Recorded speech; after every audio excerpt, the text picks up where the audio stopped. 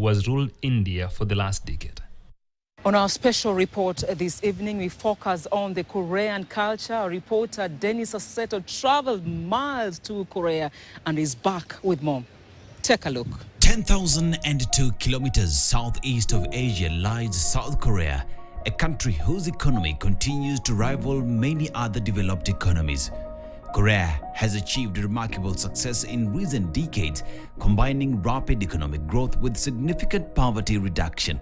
Regarded as the fourth largest economy in Asia and the 14th largest in the world as of 2024, Korea has not had it easy in its quest to sit with the big boys at the top. Between 1980 and 2023, Korea's real gross domestic product grew on an average by 5.7% annually. Before Japan's annexation in 1910, Korea experienced a period of Malthusian stagnation. The economy was largely agrarian and living standards were relatively low. During this time, Korea faced challenges such as limited technological advancements and population pressures. Now, under Japanese rule between 1910 to 1945, Korea underwent significant changes. Japan invested in infrastructure, modern industries, and education, leading to the emergence of a more dynamic economy. However, these developments came at the cost of Korean sovereignty and exploitation. After a difficult period, Korea got its independence after World War II. The Korean peninsula was divided into North and South with contrasting paths. South Korea embarked on rapid economic growth. Now, in 1950s, Korea was recovering from Korean War. In 1960s, under President Park Chung-hee, a focus on industrialization and state planning took place. In the 1970s, Chaebol's large family-owned conglomerates played a crucial role in sectors like steel, heavy equipment, and petrochemicals. In the 1980s, further diversification into electronics and automobiles took place, and in the 1990s, South Korea achieved developed status, narrowing the gap with Western Europe and Japan. North Korea, on the other hand, faced economic challenges including famine and disease. As much as Korea enjoyed great development, its economic growth slowed in the late 20th century. In 1997, it accepted a $57 billion bailout from the International Monetary Fund, the largest rescue in IMF history. In summary, South Korea's journey from poverty to prosperity involved strategic planning, industrialization, and a skilled labor force. Despite challenges, it emerged as an economic powerhouse, bridging the gap with the developed nations.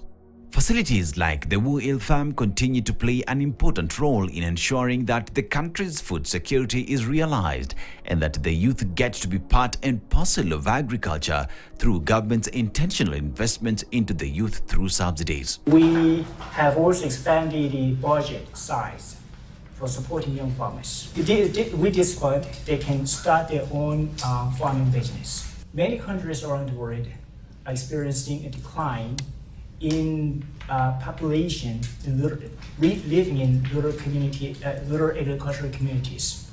And South Korea is also experiencing this trend. And we're also faced with climate change, population aging in rural areas. And to respond to this, nurturing young farmers and giving life back to rural communities are very important. And this is also a key to turn agriculture into an industry for future growth. Korean culture is deeply rooted and some of it well documented in the historical site, the Serdinam Prison History Hall, which is a former prison located in Serdinam District, Seoul, South Korea. It served as a place of incarceration for Korean independence activists. Notable figures like activist Kim Koo were imprisoned here in 1911. After the March 1st movement in 1919, the number of inmates surged dramatically, with around 3,000 activists held within its walls. Among those imprisoned after the movement was Ryu Gwan-sun, who tragically died due to torture. In any democracy, Development can only be realized when the populace is safe and assured of their security. Korea has gone through difficult periods in the past. With the fight for independence and the continuing conflict with the North, Korea has continued to work on its security to ensure that its people are safe and going about their business of building their country. The Korean cuisine is one for the books. Korean food is a delightful fusion of flavors from kimchi to bulgogi. Each dish tells a story. Don't miss out on banchan, a variety of small side dishes served with every meal. Also known as Gyeongbokgung, was the main royal palace of the Joseon dynasty in South Korea. It served as the home of the royal family and the seat of government. Despite being destroyed during the Imjin War in 1592 to 1598, it was restored in the 19th century. The palace complex covers over 40 hectares and houses the National Palace Museum and the National Folk Museum. Korean architecture is a treasure facet of what makes Korea what it is today. Bakcheon Hanok Village is a charming residential neighborhood nestled in the heart of Seoul's Jongno district, South Korea. The Hanok village dates back almost 600 years to the Joseon dynasty. As the Korea-Africa Summit got underway in Seoul, South Korea, African leaders and the Korean government came together to discuss several issues that would see the continent engage with South Korea to be able to move forward on matters to do with the economy. Korea is a global pivotal state, and Africa is a pivotal continent. It is only natural for us to draw closer together in the years ahead for many reasons.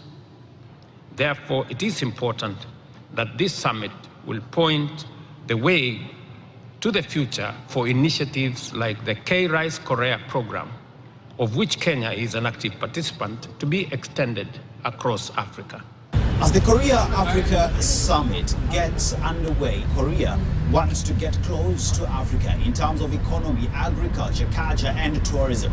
But even as we get to talk about the modern stuff, culture is one of the big things that Korea continues to sell to the rest of the world. Therefore, as Africans, perhaps it's about time that we equally sold our culture the same way Koreans are doing it. I'm Dennis Aseto reporting from Seoul, South Korea.